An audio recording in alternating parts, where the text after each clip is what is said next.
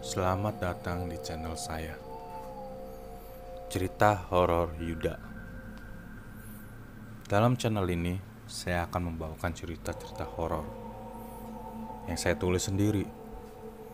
Cerita tanpa realita, dalam bentuk audio tanpa visual. Selamat mendengarkan. Nah, untuk cerita episode pertama ini, saya akan menceritakan cerita yang cukup panjang tentang pemujaan dengan jin atau bersekutu dengan jin. Sekali lagi, selamat mendengarkan. Muja. Nama saya Dani. Umur saya 20 tahun. Dan saya hidup sendiri saat ini. Kedua orang tua saya meninggal. Tepatnya meninggal karena perbuatannya sendiri. Setelah kejadian itu, saya kembali ke pondok pesantren untuk melanjutkan hidup. Dan saya sumbangkan semua harta kekayaan kedua almarhum orang tua saya. Baiklah, saya akan memulai semuanya dari awal. Tahun 1980, di sebuah desa, di salah satu lereng sebuah gunung.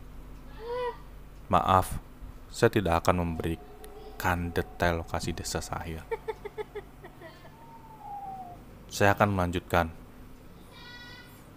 Tahun 1980, kedua orang tuaku menikah dengan acara yang sangat sederhana. Karena mereka memang bukan orang yang mampu dalam segi finansial. Mereka hanya anak petani yang sederhana.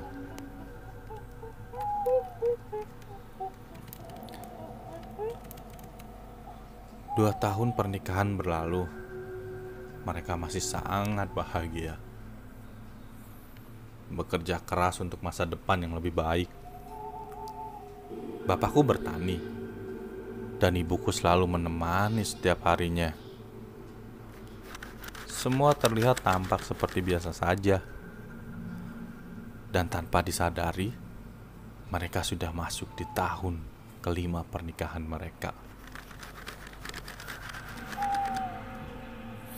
Kesepian pun mulai melanda mereka. Mereka selalu berusaha untuk mempunyai keturunan. Tapi takdir berbicara lain.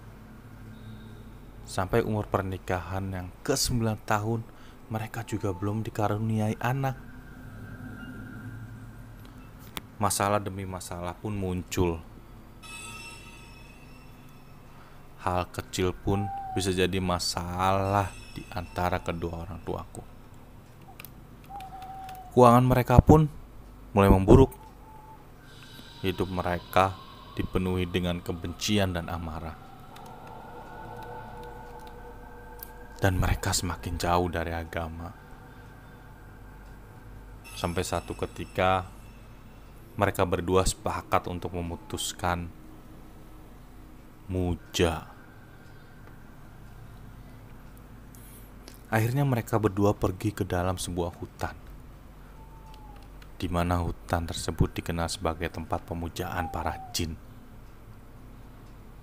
Entah apa yang kedua orang tuaku lakukan di hutan tersebut.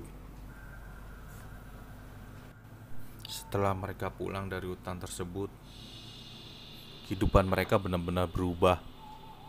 Bapakku mulai dekat dengan masyarakat dan mulai jadi tengkulak padi. Dan kedua orang tuaku mulai membuka beberapa sektor bisnis.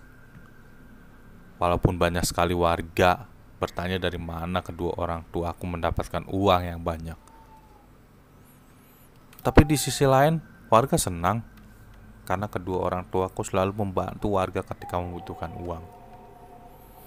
Kebahagiaan kedua orang tuaku pun mulai lengkap dengan hamilnya ibuku.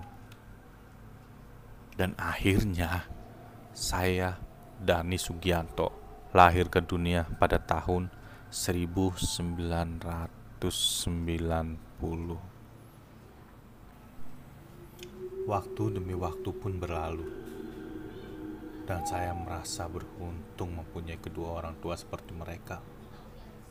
Semua kebutuhanku pada masa kecil semuanya dipenuhi kedua orang tuaku. Semua mainan canggih pun ada, di mana tidak semua anak mampu membelinya pada saat itu. Sampai suatu ketika saya mulai mengerti dan bertanya tentang sebuah ruangan yang siapapun tidak boleh masuk tanpa terkecuali saya. Bapakku sangat menjaga ruangan tersebut.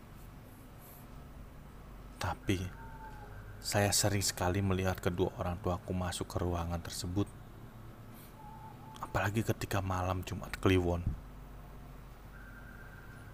Ibuku terlihat sekali sibuk membuat ayam bekakak dan makanan lainnya, dan membawa semua makanan itu ke dalam ruangan tersebut. Lagi dan lagi, ketika malam Jumat Kliwon tiba, saya mendengar ruangan itu ramai sekali, seperti banyak orang yang berpesta.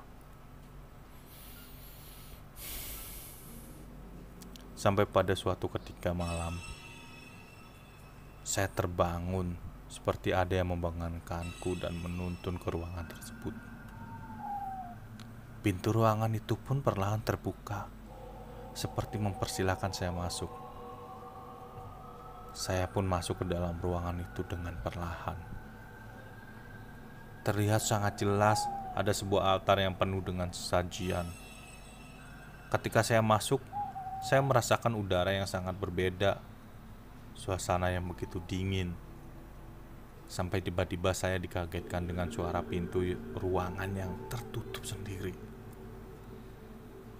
Dan tiba-tiba ketika saya berbalik badan, saya melihat sosok hitam tinggi dengan mata menyala dan dikelilingi beberapa pocong yang ada di ruangan itu. Sosok itu berkata kepadaku, "Kamu itu anakku." Spontan saya berteriak karena ketakutan.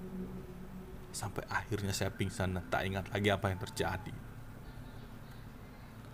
Setelah beberapa hari saya pingsan, akhirnya saya sadar dan terbangun. Tapi apa yang saya lihat?